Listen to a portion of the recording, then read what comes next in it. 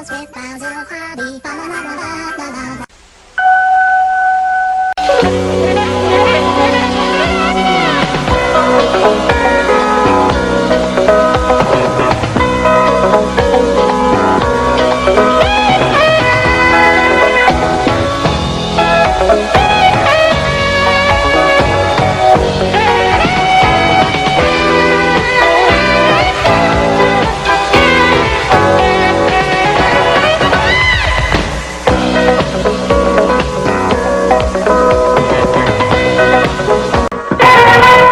Welcome back to Pat and Ken at the Holidays.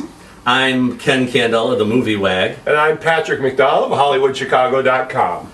Our next segment is going to focus on how the holidays were handled by television. Television, yes. And in specifically the TV show Bewitched. Okay, Bewitched. We're going to start with Bewitched. And what you challenged me with, Ken, is a couple of Christmas episodes of Bewitched, which I think they did particularly well on that sitcom. Correct. As we remember back in the day. So basically it's two episodes, one from their early days when it was black and white. So basically they had one color episode and one black and white episode. So tell us what was the plot of the color one, because that was the first one. Well, the color episode centered around a client that McMahon and Tate, if you remember, Darren was in advertising. And this particular episode, they had a client, Mr. Mortimer, I believe his name. Played by Charles Lane. Mr. Tate, I started out life as a poor boy. Now I'm one of the richest men in America. Do you know why? No, sir. Why? Three things: persistence, prudence, and punctuality. The three P's. The three P's. I must remember that. So they did pretty much a takeoff again of A Christmas Carol. Correct. Where he was a Scrooge-esque character. And sleeping, and Sam appears to him. Samantha or Elizabeth Montgomery. Elizabeth Montgomery.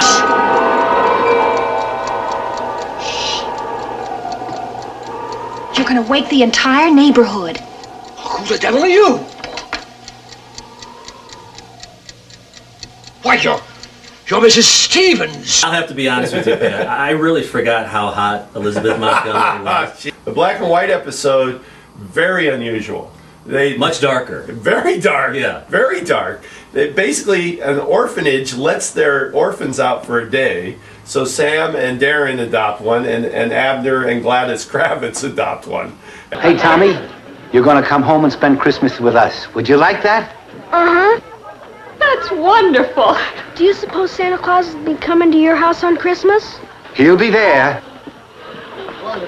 The 15th of every month after that. One kid doesn't believe in Christmas, so essentially it's the same plot as the color one, except they use a kid instead of Charles Lane. In fact, the Santa set, I swear, is the same. Yeah, I think it was. I think it was. Why does Santa know Samantha Stevens? When you think about it, she's a witch, so she's borderline satanic. She had some sort of liaison with the Jolly Elf. So which of the two episodes did you like better? I liked them both for different reasons. Oh, okay. I think the first one with Charles Lane in the more Christmas Carol takeoff. Yeah. Was much more lighthearted. I have always loved Larry Tate. Right. And Larry Tate was hilarious in this episode. Listen, everybody, how about some old-fashioned fruitcake? I made it myself. And I'll whip up some coffee. Irish. You son of a gun. Okay, your bell rating, sir. I give them 3 stars. 3 bells. 3 bells, and I will agree with you on that. And I did enjoy both the nostalgia trip and the weird Santa-Sam relationship. I really wish, though, that Uncle Arthur Paul Lynde had made an appearance. He was one of my favorite characters, reoccurring characters on Bewitched. And that's Bewitched. Cheers. Okay, our next TV viewpoint is something we've done traditionally every year, Ken. We watch a version of Charles Dickens' classic A Christmas Carol. So this year you picked a weird one on me. The Flintstones Christmas Carol. Yabba Dabba Doo. Oh, man. Or Yabba Dabba Don't. Watch it. So basically, this is an easy plot summary, obviously, because Fred is the lead in the Christmas Carol for some reason, even though he's a blue-collar guy. Usually, sometime along the way, he became a thespian, apparently. It's a local theater, so... Well, it seems like a big deal. It seems like all Bedrock is anticipating this stupid version of A Christmas Carol. So... Don't hold back, Pat. Ah, humbug! Oh, you're gonna knock him dead tonight, Freddie boy. Wilma, am I a great Scrooge or what? Oh, you're a great Scrooge, Fred, but you're no help. So the secondary plot of course, Fred is so self-centered playing Scrooge that he forgets about the holidays and wacky things ensues. You self-centered skinflint.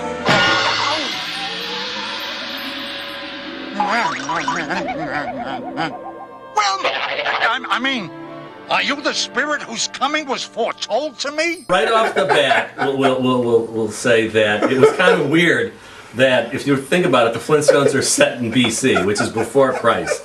So the fact that they're actually celebrating Christmas makes no sense whatsoever. But I guess it's the Flintstones, so you have to get over that.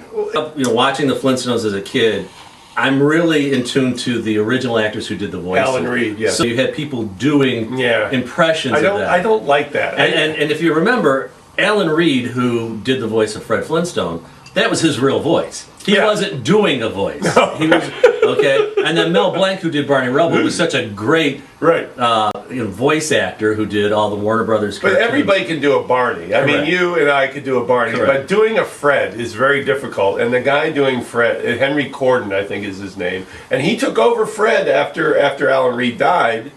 He just, it bugs me. It bugs me to death the way he does it. He's doing an imitation of Alan Reed. Surprise! Uncle Scrooge? Yes, it's me.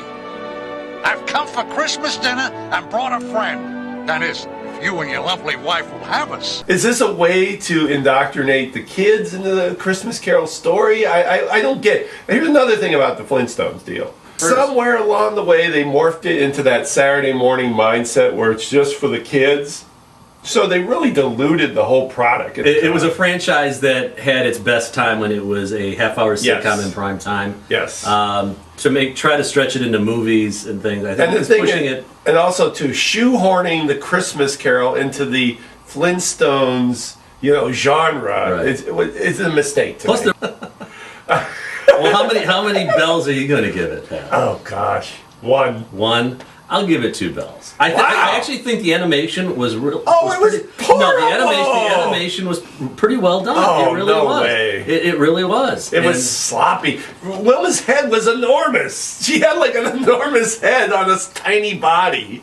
In our next segment, we're going to be looking at a couple of modern Christmas classics, modern in the sense of the last 25 years. We're going to look at Tim Allen's The Santa Claus, the original one, and, as a special holiday surprise, the Star Wars Holiday Special, the infamous one from 1978. Lucas hates it, we love it. Next on Pat and Ken at the Holidays.